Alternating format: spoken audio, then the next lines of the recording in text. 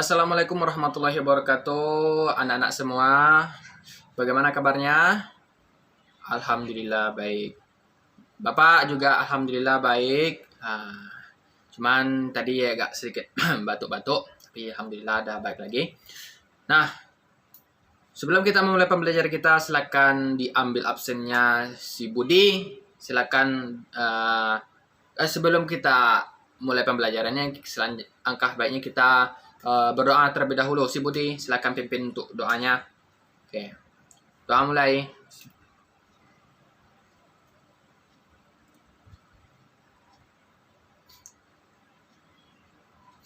Selesai.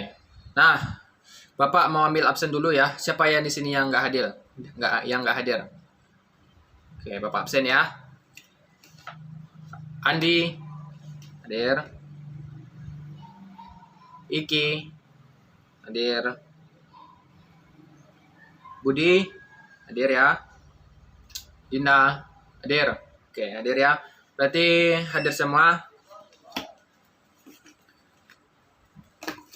Oke, mari kita masuk ke materi pembelajaran kita hari ini, yaitu indahnya kebersamaan sholat berjamaah. Siapa di sini yang beragama Islam? Nah, pasti di sini semua beragama Islam. Nah,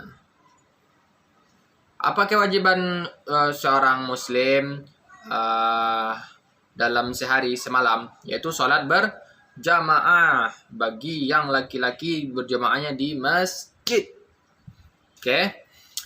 Siapa di sini yang sering sholat berjamaah di masjid? Laki-laki. Tunjuk tangan. Oke. Cuma berlima. Yang lainnya pasti jarang sholat di masjid ya. Bahkan atau yang tidak sholat ini. Nanti Bapak tanya nanti sama orang tuanya. Kalau dapat Bapak ketemu di jalan sama orang tuanya, Bapak tanya nanti ya. Siapa yang tidak sholat berjamaah di rumah, nanti Bapak kasih hukuman. Oke. Indahnya kebersamaan sholat dengan sholat berjamaah sangat penting untuk kita ketahui. Entah itu bersifat spontanitas maupun ilmiah. Dari semenjak TK kita telah diajarkan istiqomah melaksanakan sholat berjamaah. Siapa di sini yang nggak diajarkan sholat berjamaah? Pasti orang tuanya selalu mengajarkan sholat berjamaah. Oke, yang pertama, masjid adalah salah satu sarana yang dapat kita gunakan untuk sholat berjamaah. Masjid merupakan tempat beribadah yang saling kita tuh bisa berdekatan satu sama lainnya, yaitu sholat berjamaah, siap tuh berjabat tangan, bersapa, dan berpautan hati mewujudkan ukhuwah Islami. Dengan adanya sholat berjamaah, kita bisa lebih dekat dengan masyarakat. Sangat penting sholat berjamaah ini. Rasa persatuan akan lebih tinggi, ataupun rasa peduli satu sama lainnya akan tampak pada sholat berjamaah. Nah, apa syarat sah untuk sholat berjamaah? Kita harus ketahui dulu syarat syahnya untuk sholat berjamaah itu. Yang pertama, adanya imam. Siapa itu imam? Adalah orang yang memimpin kita dalam sebuah kegiatan seperti sholat tersebut. Maka harus ada imam yang memimpin. Kemudian harus makmum, minimal satu orang. Itu syarat untuk berjamaah. Kemudian makmum itu harus berniat untuk mengikuti imamnya. Walaupun ada orang di belakang kita, tapi dia tidak ikut kegiatan kita, maka dia tidak dapat dikatakan sebagai makmum. Nah, seperti kita sholat, mereka bermain di belakang, berarti dia tidak termasuk sebagai makmum. Kemudian apabila kita melaksanakan sholat, itu dilakukan dalam keadaan satu majelis dan satu waktu. Maka tidak boleh kita berimam. Imamnya sholat zuhur jam 1, jam setengah 1. Kita sholat jam 2. Itu berbeda, itu tidak dianggap sebagai berjamaah. Selain itu, kita harus mengetahui juga rukun-rukun sholat berjamaah, mengetahui syarat dan rukun sholat, apa saja perkara yang membatalkan sholat. Kemudian syarat jadi imam itu terutama fasih dalam membaca Al-Quran, tahu rukun dan syaratnya, kemudian paling luas wawasan agamanya, berakal, balik, serta seorang laki-laki ya. Nah, apabila perempuan nggak boleh jadi imam untuk laki-laki. Oke. Jadi harus laki-laki lebih utama sebagai jadi imam. Ar-rijalu qawamu 'alan nisa. Jadi laki-laki itu adalah pemimpin bagi wanita. Sedangkan makmum adalah orang ataupun yang tidak orang yang menjadi pengikut dari imam tersebut.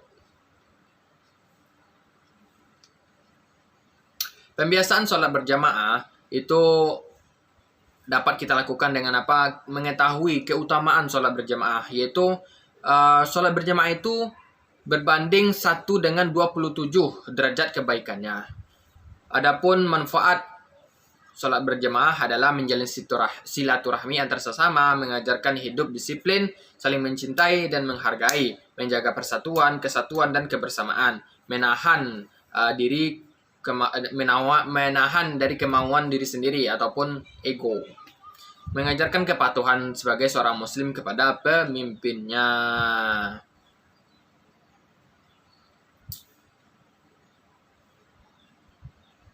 Sikap kecintaan kepada sholat berjamaah dapat diwujudkan melalui perilaku sebagai berikut. Yang pertama itu ketika masuk waktu sholat, segeralah menuju ke masjid dan mengumandangkan atau mendengarkan azan. Ketika mendengar azan, segera menuju masjid. Mengajak teman-temannya untuk sholat berjamaah. Kemudian suka menjalin silaturahmi antara sesama di masjid. Senang mendatangi majelis taklim untuk menuntut ilmu agama. Tidak suka membedakan status sosial seseorang. Nah, kita orang kaya misalnya kan, ada temannya yang miskin, kita nggak mau dekat sama dia. Nah, tidak boleh seperti itu. Maka salat berjamaah adalah solusinya. Jadi di dalam masjid itu tidak ada membedakan kedudukan seseorang di dalam masjid. Maka semua orang sama di mata Allah Subhanahu wa taala. Yang membedakan adalah keimanan. Oke. Jadi murid-murid semua harus bersikap demokratis terhadap diri sendiri dan kepemimpinan. Karena dengan sholat berjamaah itu mengajarkan kita taat kepada pemimpin, menjaga persatuan, kesatuan dan sikap demokratis. Nah, sekarang Bapak mau tanya,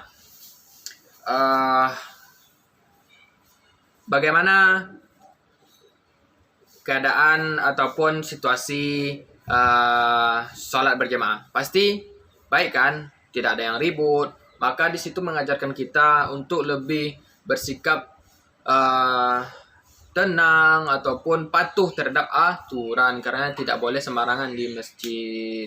Jadi bisa melatih diri kita lebih terkontrol emosi dan yang lain sebagainya. Nah, sekarang Bapak tugaskan kepada kalian untuk membagi kelompok. Silakan setiap kelompok akan menjelaskan materinya nanti. Sekarang kita ada di kelas ini 25 orang. Silakan bagi kelompoknya ya. 5 orang satu kelompok. Dan kelompok pertama itu menjelaskan apa itu sholat berjamaah. Kelompok kedua syarat dan rukun sholat berjamaah. Kelompok ketiga yaitu tempat sholat berjamaah. Dan yang kelompok 4 yaitu implementasi sholat berjamaah.